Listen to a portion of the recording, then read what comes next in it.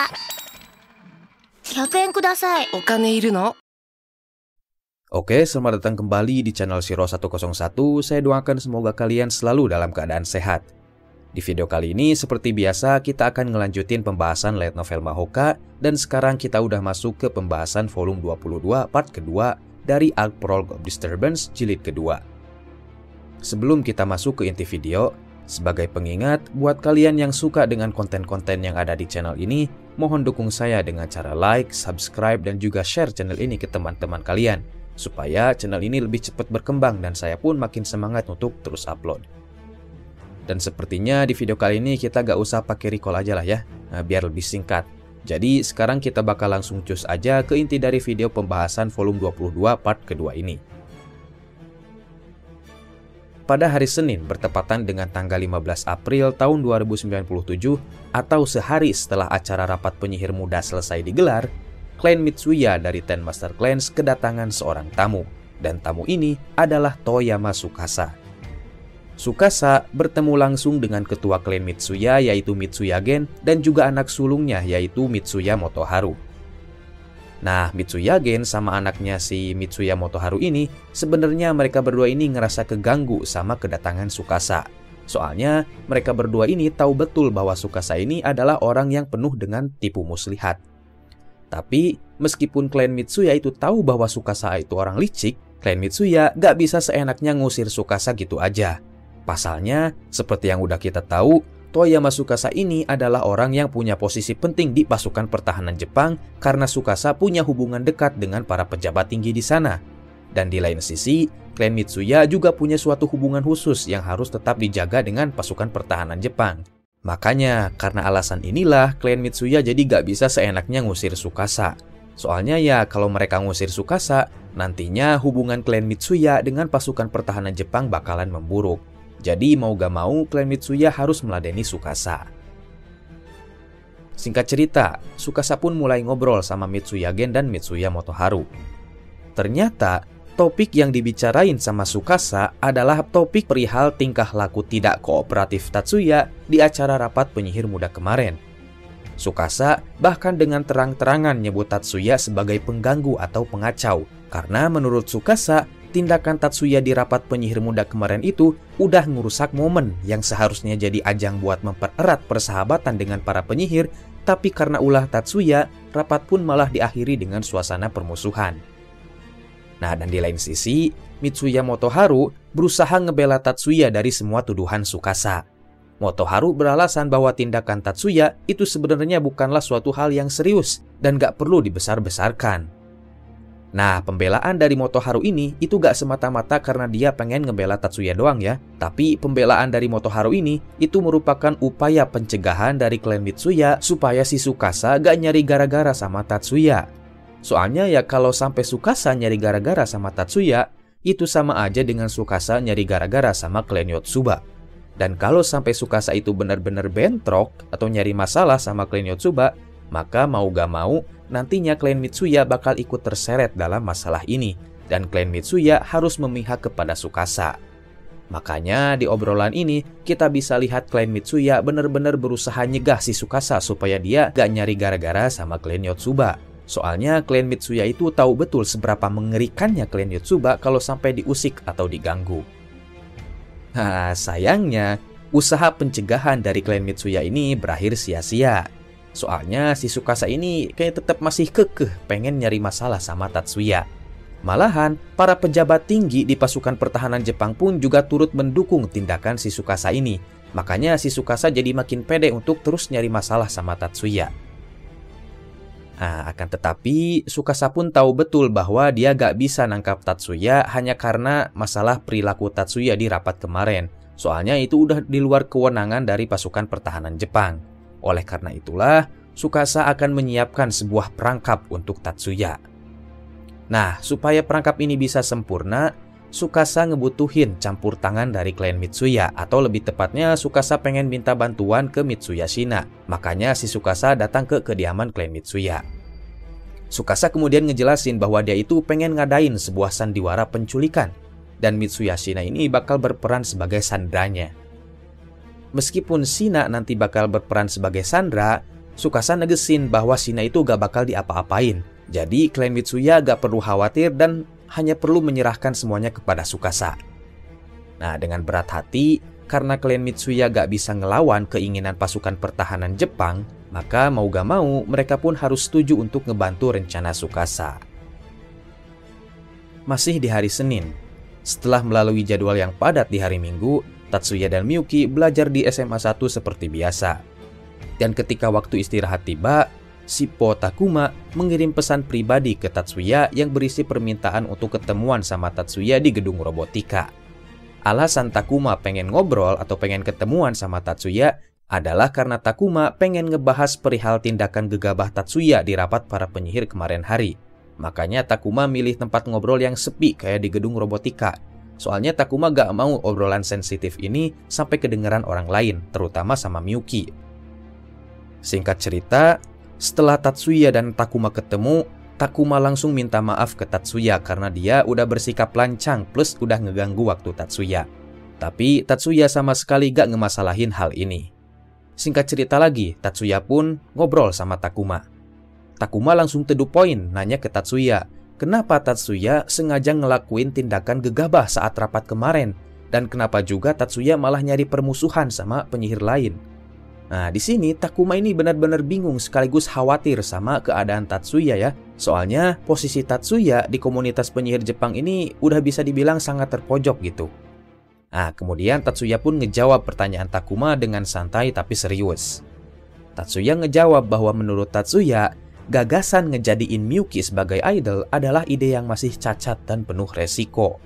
Menurut Tatsuya, memang kalau Miyuki jadi idol, dengan kecantikannya aja, Miyuki udah pasti bisa mendapatkan hati masyarakat, dan sesuai rencana, nantinya stigma-stigma negatif tentang penyihir yang ada di sekitar masyarakat akan berangsur-angsur hilang.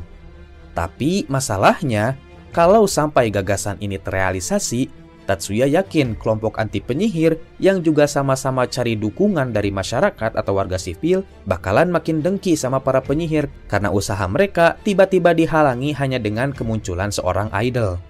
Dan pada akhirnya, kelompok anti penyihir ini akan memfokuskan amarah dan kedengkian mereka kepada Miyuki.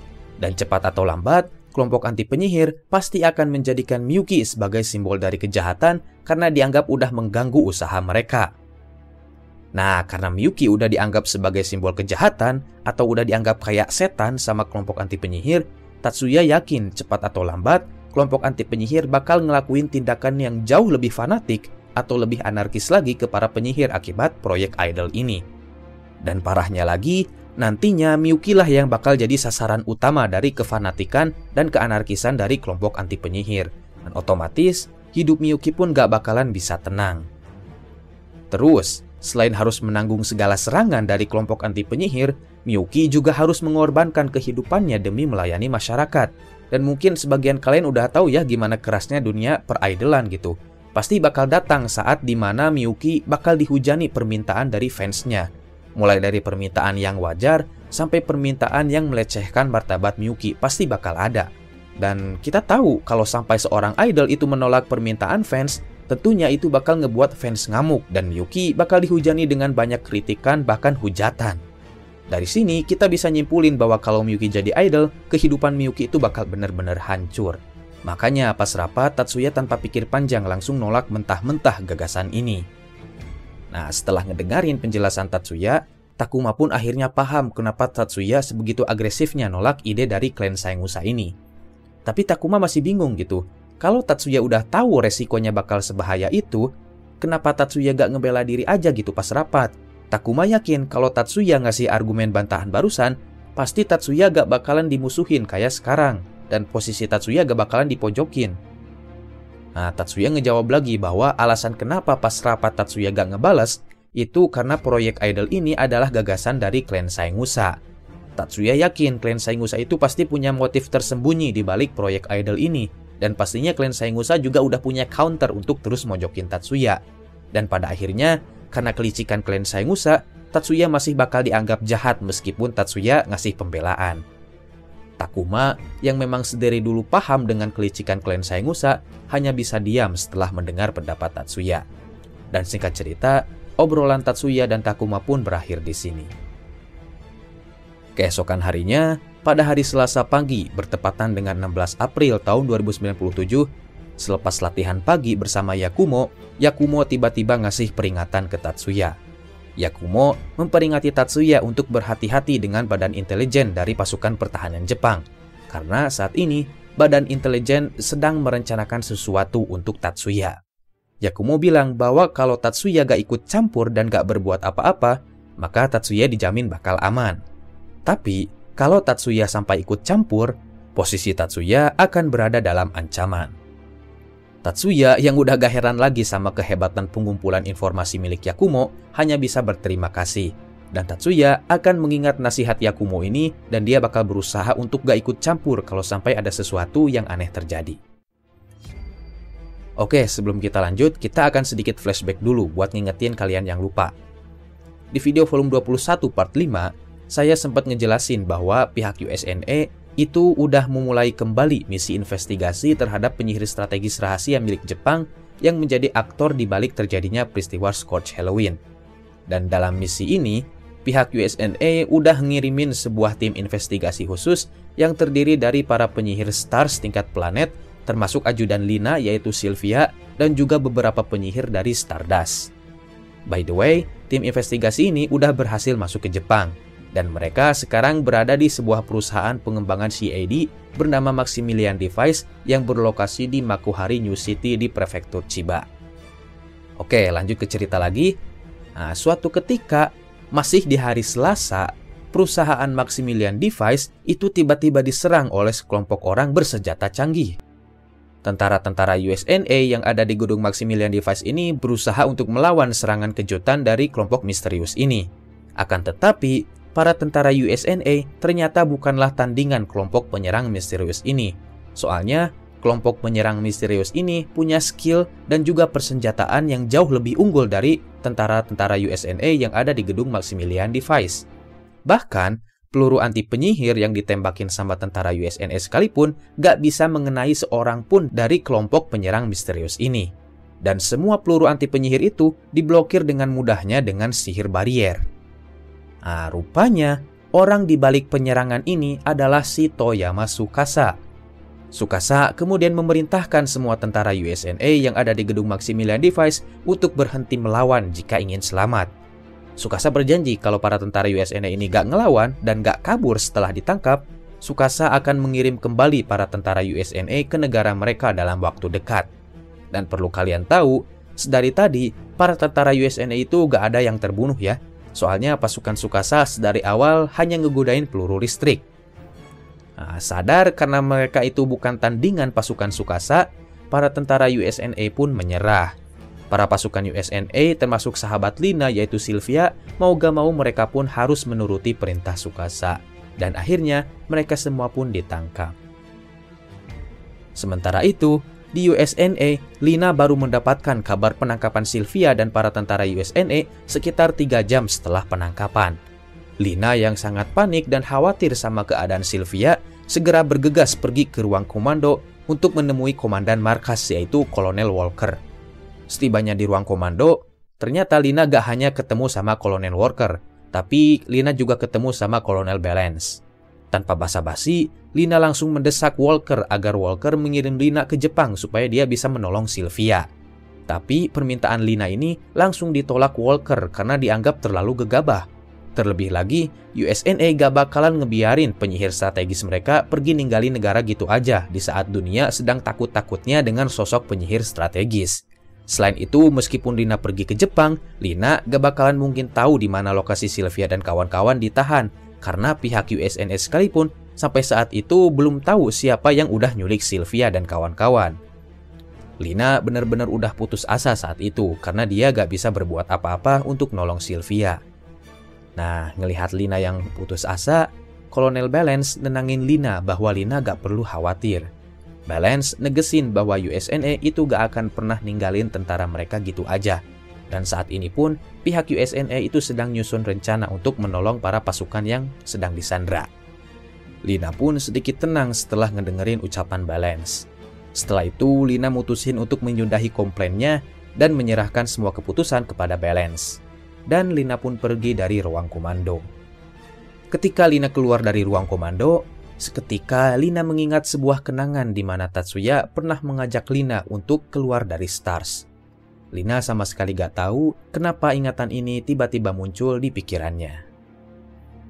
Oke, sekian dulu untuk video kali ini dan sekarang kita akan masuk ke sesi Saweria. Yang pertama ada dari saya. Halo bang, penonton setia mau lewat.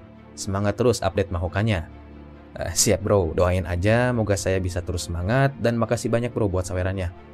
Terus ada dari penyawer rutinan fans Minami.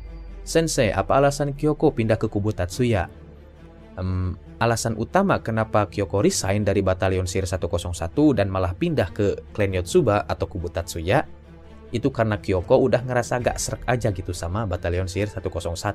Terutama Kyoko ini udah gak srek sama si Mayor Jenderal Saiki-nya yang Kyoko anggap udah terlalu semena-mena. Terlebih lagi, Kyoko jadi makin yakin untuk keluar dari Batalion Sir 101 setelah Kyoko dibujuk langsung oleh Yotsuba Maya plus diyakinin sama ayahnya sendiri yaitu Kudo Nagamasa. Makanya dia resign dari Batalion Sir 101 di forum 32 kalau gak salah. Oh by the way, makasih banyak bro buat sawerannya. Dan terakhir masih ada dari penyawer rutinan Isnain. Sedang menunggu Yutosei. Yoi, silahkan ditunggu, but jangan terlalu tinggi ekspektasinya. By the way, makasih banyak bro buat sawerannya. Oke, sekian dulu untuk video kali ini. Makasih banyak buat kalian-kalian yang udah setia nyawer dan kalian-kalian juga yang udah nonton video ini sampai habis. Buat kalian yang pengen ikut support channel ini secara finansial, kalian bisa langsung cus ke link Saweria yang udah saya sediain di deskripsi.